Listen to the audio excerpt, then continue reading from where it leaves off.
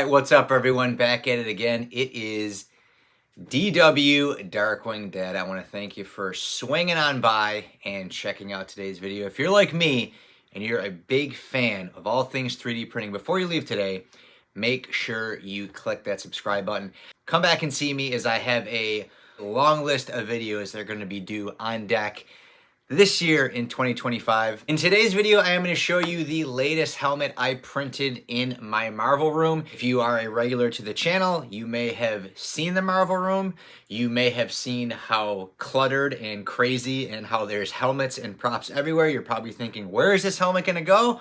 Well, today I'm going to show you an awesome helmet I built and a new display I built for one of my favorite characters in Marvel. So today I'm going to be showing you the awesome Venomized Spider-Man helmet via do3d.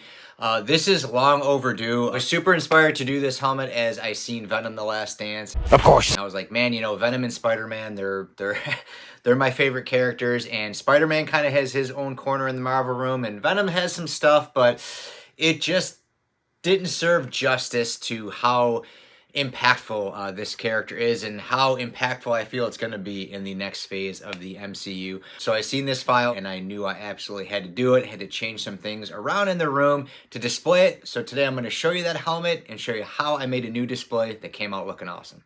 So this helmet here is just going to be a raw print. There's not going to be any painting, maybe just a little bit, but for the most part, this video here is going to show you how I positioned it, oriented it, sliced it, some tips and tricks as far as just assembling it. It is just going to be a display piece, so I didn't want to go too crazy. It came out absolutely awesome. Can't wait for you guys to see the end result. Make sure to stick around to the end of the video as I give you my final thoughts and a sneak peek on the next video that's due up. Well, this helmet isn't going to print itself, so let's get everything fired up, printed, and get this helmet put together. Let's go. So here we have today's project. This is the Venomized Spider-Man No Way Home helmet from do3d. Great file. It allows you to print each piece individually, which is really nice. So if you don't want to paint it, you can print each piece in the color that it needs. In printing these, I did a 0.2 layer height, 15% infill, 22-degree tree support overhang in Orca Slicer using my K1 Max and Flash Forge 5M.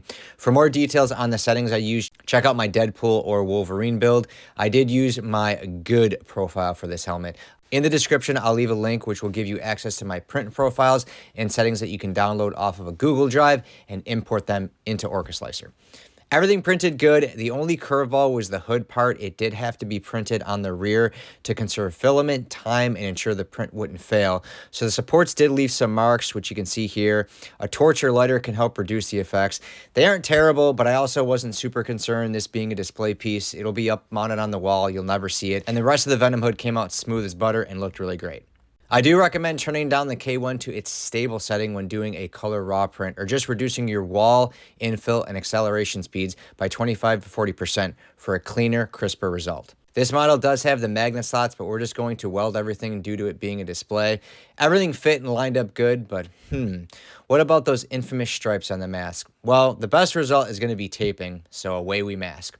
With the plastic razor blade and X-Acto knife, about 70 minutes later, we were good to go.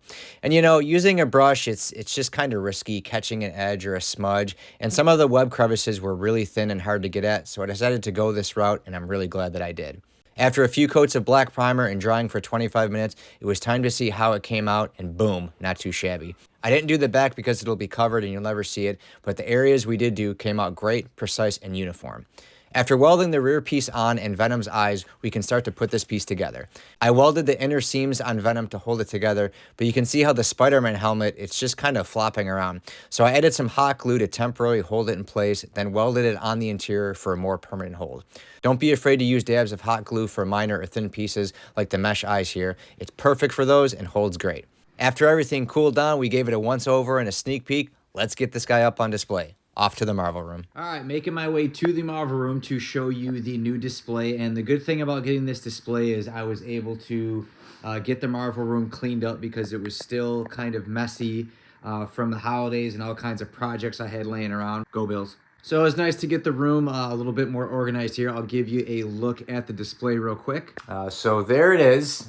Here is my new Spider-Man Venom display. It's mostly Venom things because this whole area here, everything I kind of had to switch it. So down here used to be all the Venom stuff, And then I had my Star-Lord display up here, and obviously you can kind of see how pressed for space I am in this room. Wherever there is like a piece of a wall, I'm gonna try to put something, but I don't know where else I can actually put anything. So here just seemed like the best spot. I moved the Spider-Man and Venom picture up, and then obviously dead center is the Spider-Man symbiote helmet there, and you can see some of the other collectibles. I've got old school Venoms and some Funko Pops, some Funko Sodas, a Venom Lego head, and just some other things that are kind of cool. The Star-Lord blasters I didn't move. I really can't move those down. There's no way. I might print one of these Funko Pop holders and put another Star-Lord Funko Pop there. Maybe I'll find a new one or something. But I actually like it more because the helmet being up here and some of the stuff you couldn't really see him as well. This is really kind of like one of my favorite displays in the room, if not my favorite, just because I absolutely love this helmet. If you guys seen my build tutorial on it, I think it's just so cool.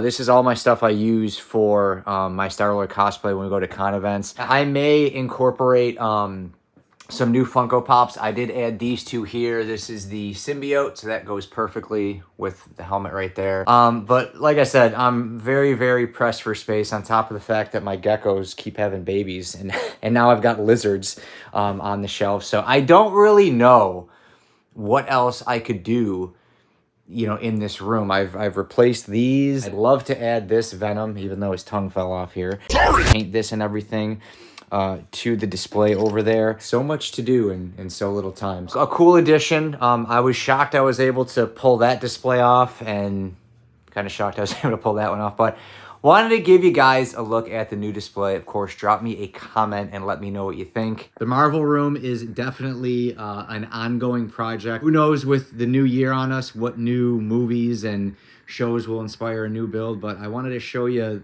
that guy right there. Definitely brings a little bit of life to two of my favorite characters, Spider-Man and Venom. Now that you had a look at the display and how I printed it, let me give you my final thoughts and wrap this video up. All right, guys, well, there you have it. There is a look at my new Spider-Man Venomized helmet and display. A very unique helmet. Hopefully those tips and tricks that I gave you in the video there does help you. A lot of times when you start printing those really thin pieces of the helmet, things just start getting squirrely, especially on those clipper printers. So don't be afraid to turn down some of those speeds, some of those acceleration settings, especially when you're doing raw prints. You know, if you're not going to be doing any painting, any sanding, anything like that, let the machine do all the work. I'll take doing some gluing and some welding over having to sand and paint and all that. We did have to switch things up a little bit and add that painting in there. It was very meticulous, but I've always said, if you're going to do it right. I wanted to make sure it was uniformed and symmetrical. There's so much justice to both Spider-Man and Venom, and obviously we've seen a lot of teasers that Venom is still in the MCU, and he's going to be playing a big, big role in that next phase. Overall, the helmet came out awesome, and so did the whole display. Big shout out to both Sunlu and do3d for providing the filaments and the file here. Make sure to check both of them out on their websites. Sunlu always has tons of deals on filaments. They have a great competitive price anyways, but always make sure to check them out on their website, on Amazon. They're always running deals. And do3d, they're always staying on top of their game with all their files. They have all kinds of coupon deals. They have free files you can download. So make sure to check both of them out and tell them DW sent you. Well, that's pretty much it for this video, guys. I hope you liked it, and if you did, please go ahead and give me a thumbs up. Questions, comments, concerns, or you just want to say what's up, go ahead and drop me a comment. Maybe you've built this helmet or built one similar to it. If you have any additional tips, tricks, anything like that, let me know how it made out. Love to see what you guys are building, so in the description box, make sure to check out my Discord link. Say what's up to everybody and share with us what you're working on.